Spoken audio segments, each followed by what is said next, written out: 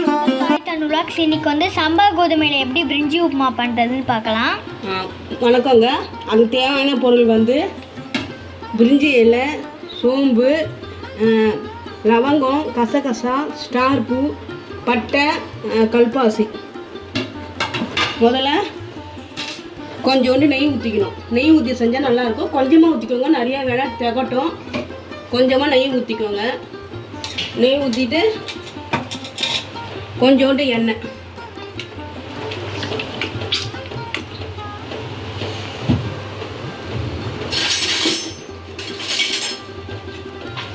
எண்ணெய் கொதிச்ச அப்புறம் நல்லா எண்ணெய் கொதிக்கட்டும். ஒரு கிளாஸ் வந்து சம்பா ரவை எடுத்துருக்கேன். ஒரு கிளாஸுக்கு ரெண்டரை கிளாஸ் தண்ணி ஊற்றணும். அதுக்கு அப்போ தான் வந்து நல்லா பொல பொலன்னு நல்லாயிருக்கும். வெஜிடபிள் சேர்த்துருக்கணும். அதுக்கும் நல்லா வெந்துடும். கொஞ்சம் வந்து இது நல்லா எண்ணெய் காஞ்ச அப்புறம் தான் நம்ம இதெல்லாம் சேர்த்துக்கணும்.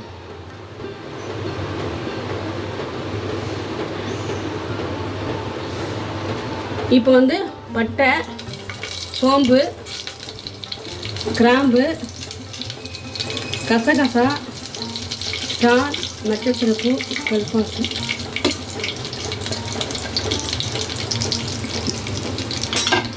இதெல்லாம் சேர்த்து நல்லா வதக்கிக்கலாம். கொஞ்சமாக இஞ்சி பூண்டு, கொஞ்சம் லைட்டாக இஞ்சி பூண்டு,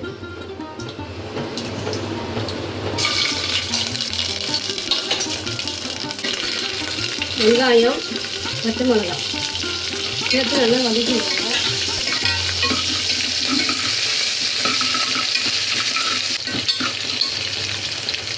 கேரட்டு, பீன்ஸு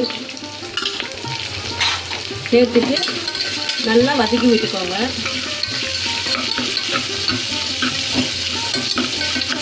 இதுக்கு தேவையான அளவு உப்பு,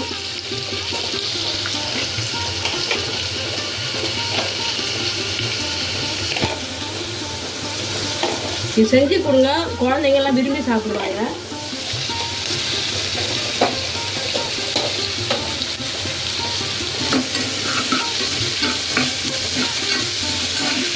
ஒரு 10 நிமிஷம் வதக்கி விடுங்க.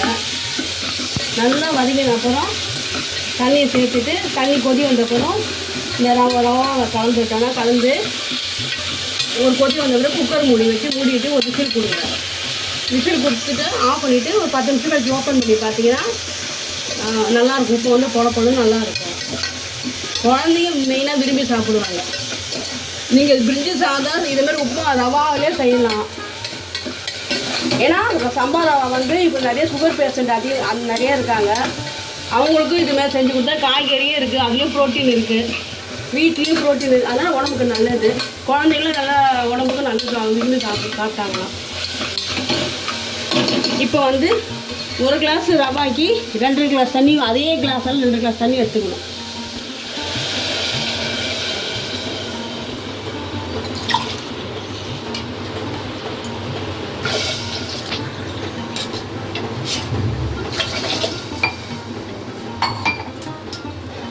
இது வந்து ஒரு 5 நிமிஷம் கொதிக்கட்டும். கொதி வந்த அப்புறம் அந்த ரவை கொட்ட வேண்டியது. ரெடியான அப்புறம் நான் உங்களுக்கு சொல்கிறேன் அப்படின்னு.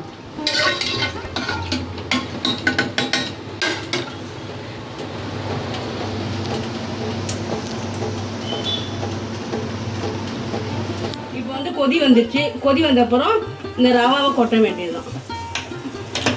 கலரிட்டு அப்படியே கொட்டுங்க.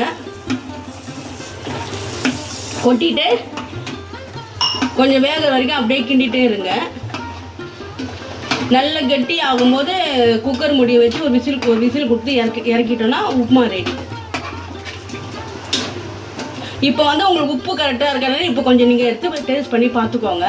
உப்பு கம்மியாக இருந்தால் இப்போயும் கொஞ்சம் லைட்டாக உப்பு சேர்த்துக்கோங்க. கரெக்டாக இருந்தால் அப்படியே விட்டுருங்க.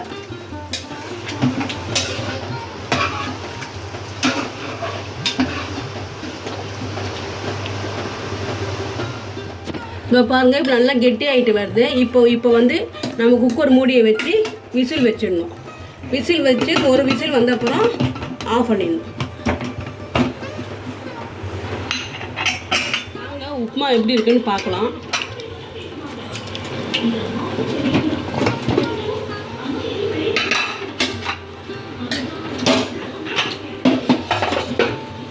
இப்போ பாருங்கள் எவ்வளோ நல்லா அருமையாக நல்லா வெந்திருக்கு. நல்லா பொலன்னு நல்லா இருக்குது. சூப்பராக இருக்குங்க. கோதுமை ரவா உப்புமா ரெடி. கண்டிப்பாக குழந்தைங்களுக்கு செஞ்சு கொடுங்க, விரும்பி சாப்பிடுவாங்க. இதை பிடிச்சிருந்தா லைக் பண்ணுங்கள், ஷேர் பண்ணுங்கள், கமெண்ட் பண்ணுங்கள். அப்புறம் சப்ஸ்கிரைபும் மறக்காமல் பண்ணுறேங்க. பாய்.